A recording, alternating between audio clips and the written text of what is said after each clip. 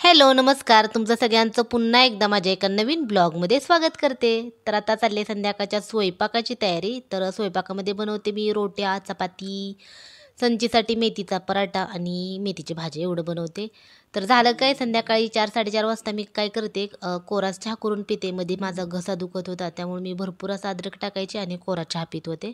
पित होते म्हणजे काय अजून पण पितेच, पण आता संध्याकाळी अजून थोडासा चहा प्यावा असं वाटला म्हणून आता एका साईडला पहिला दुधाचा चहा ठेवते आणि नंतर लगेच स्वयंपाकाची तयारी करायची. पहिला संचितला पराठा बनवणार आहे आणि नंतर मग आमच्यासाठी मेथीची भाजी आणि चपाती, रोटी असे बनवायचे. मेथीचा पराठा संचितला बनवते. संचितनी मेथीची भाजी संचितचं कसं मूड असेल तर खातो, नसेल तर नाही खात. त्यामुळं त्याच्यासाठी म्हटलं चला पराठाच करावा. पराठे केले की कसं त्याला जरा चांगलं वाटतं खायला वगैरे आणि नवीन करा वेगळं काहीतरी. त्यामुळं तर आता सगळ्यात पहिल्यांदा पीठ मळून घेते आणि पीठ मळून झाले की नंतर मग जे काही पराठ्याची तयारी वगैरे आहे ती करून घ्यायची. सिंपलच पराठा बनवते त्यामुळे त्या पराठ्याला काही जास्त तयारी वगैरे करायची गरज नाही. तर आज आहे संडे. संडे म्हटलं की खाली भरपूर अशी गर्दी असते. आवाज येतोय थोडासा. आणि आता पीठ मळून घ्यायला लागले मी.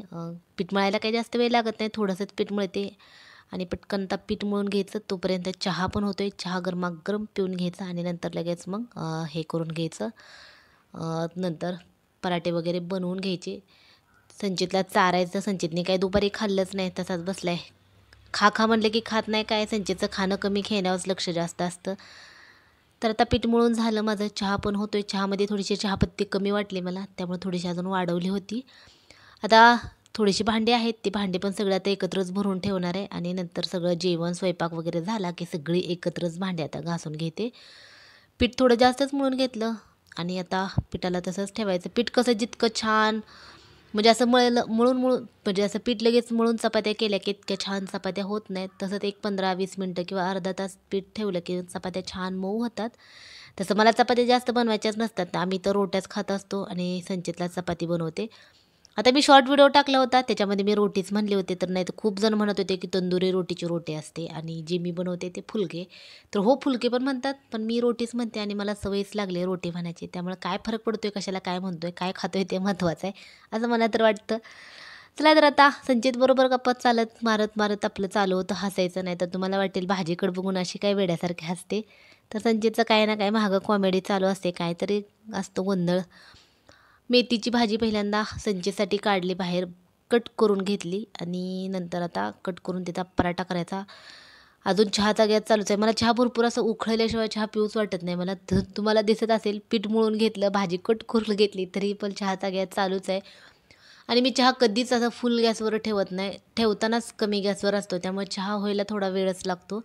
त्यामुळे माझं पीठ मळून झालं, पराठ्याची तयारी झाली, तरी गॅस चालूच आहे. आता पटकन चहा पिऊन घेते आणि नंतर तुम्हाला जवळून दाखवते. तर इथं बघू शकता मस्त अशी बारीक मेथी कट करून घेतली. मसाल्यांमध्ये चिकन मसाला, तीळ, मीठ आणि इथं पीठ मळून घेतलेलं आहे. आता इथं चहा अजून आहेच. तुम्ही म्हणताल हे काय किती चहा गरम करते. तर आता पिऊनच घेते पहिला. आणि आता लगेचच पराठा बनवायला घेतलाय. पराठा बनवायचा पहिला तर तूप पण ठेवले जवळ. सगळं जे काही पराठ्याचं साहित्य आहे तर ते सगळं जवळच ठेवावं लागतं. लगेच आता पटकन प्लेन लांब अशी मोठीच्या मोठी पातळ चपाती लाटून घ्यायची. तवा पण गरम करायला ठेवला आहे आणि आता तूप लावून घ्यायचं. तूप, तेल जे काय असेल ते लावायचं. आता मी तूप लावते, आहे सध्या माझ्याजवळ तूप म्हणून. आणि तूप चांगलं आहे, गावावरून आणलेलं तूप आहे त्यामुळे एकदम छान वास तर खूप छान येतो त्याचा. आणि विकतच्या तुपाचा तसा इतका छान वास येत नाही. त्यामुळे विकतचं तूप मी कधी आणत नाही. संपलं तर मी तूप आणतच नाही. पण आणलं तर गावावरूनच आणायचं, नाही तर तूपच आणत नसते, असं मी करत असते. तर भरपूर असं तूप लावून घ्यायचं. लहान मुलांना कसं तूप वगैरे भरपूर द्यायचं, खायला खाल्लेलं चांगलं असतं. नंतर जे चिकन मसाला, मीठ, भरपूर असे तीळ सगळे व्यवस्थित पसरून घ्यायचं. कट केलेली मेथी टाकायची आणि नंतर लेयर्स पाडायचे. इथं तुम्ही गोल पण करू शकता, चाकूने कट करून पण करू शकता. 2-3 प्रकारे करू शकतो. आता मी आहे तर एकावर एक लेयर्स पाडल्या आणि ते मस्त असा पराठा लाटून घ्यायचा. तर आता शॉर्ट व्हिडिओमध्ये पण मी रेसिपी दाखवली, आजच टाकले. तुम्हाला बघायची असेल तर तुम्ही ती पण बघू शकता. सांगितलं नाही काही मी.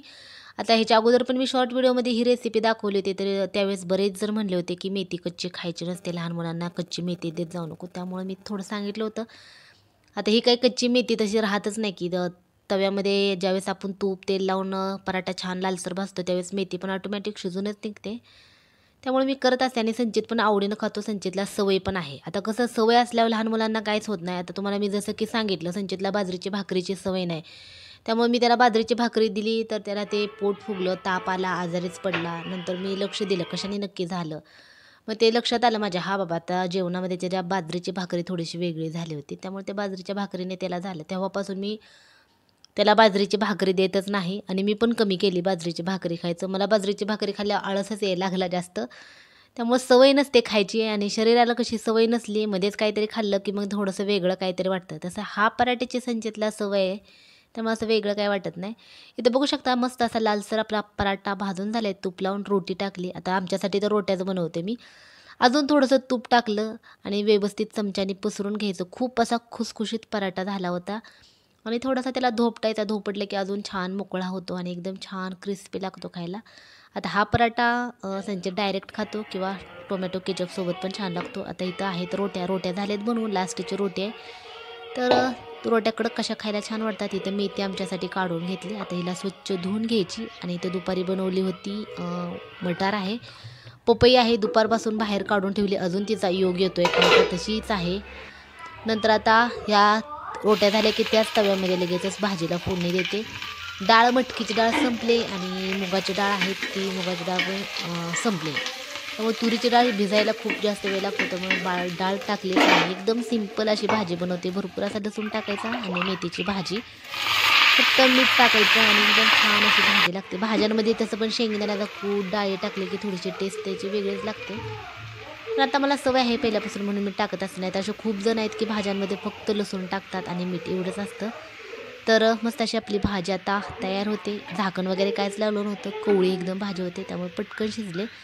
तर भाजी झाली की काय लगेच गरमागरम जेवण करायला बसायचं. तरी इथं बघू शकता भाजी, चटणी आहे. चला तर या तुम्ही सगळेजण जेवण करायला.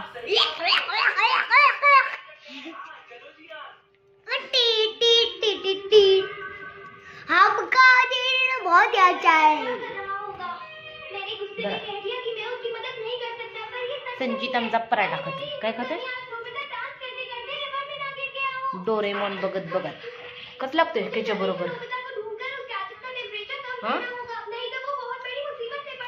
टोमॅटो केचप सोबत पराठा कसा लागतो असं मी तुला विचारलं, सांगत नाही. टीव्ही बघण्यात कोण दंग झाले होय रे.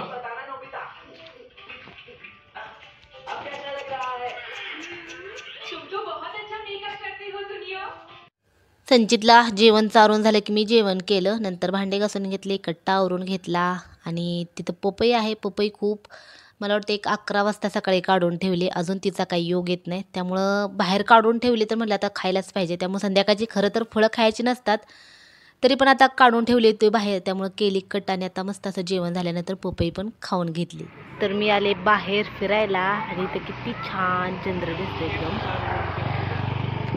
एकदम भारी दिसतंय ना.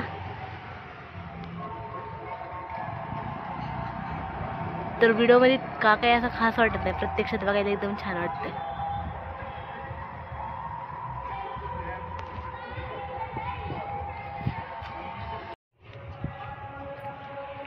संचितला चल म्हणलं तर संचित काय आला नाही. त्यामुळे मी एकटी चालले. आता काही तर कार्यक्रम आहे, कुठं तर गाण्यांचा आवाज येतोय थोडासा. आणि आता टाईम झाले 9, 9:15 वाजले. जेवण थोडं लवकरच केलं.